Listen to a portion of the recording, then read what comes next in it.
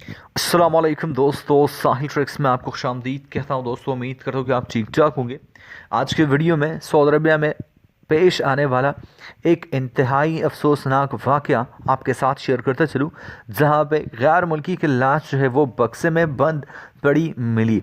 अब दोस्तों, यहाँ पे तमाम तरह डिटेल्स आपके साथ जो है वो शेयर करते चलूँ। मक्का मुकरमा में कानून नाफिज करने वाले इदारे एक नामालूम खातून के लाश के बारे में तहकीकात कर रही है और इस हवाले से इन्वेस्टिगेशन जो है वो स्टार्ट हो चुकी है।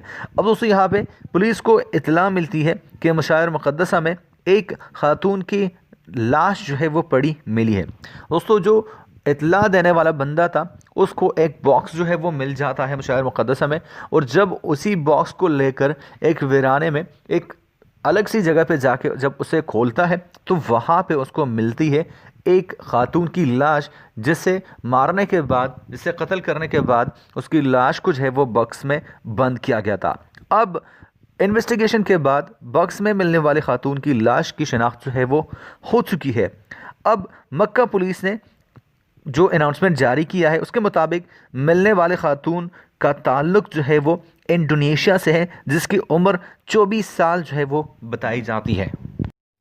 तो दोस्तों, इन्वेस्टिगेशन के मुताबिक इसके कफील ने जो इसके लापता होने की जो रिपोर्ट है वो पहले से ही दर्ज कर ली थी। अब वफ़ात के असबाब तलाश करने के लिए जो इन्वेस्टिगेशन है उसे मज़ीद एक्सटेंड किया गया है।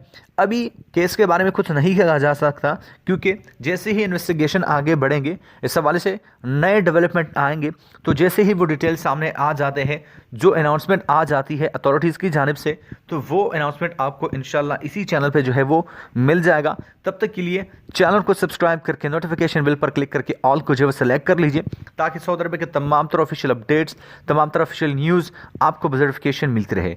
मैं मिलता हूं आपसे एक नए वीडियो के साथ, तब तक लिए दीजिए इजाज़त। अल्लाह हाफिज़।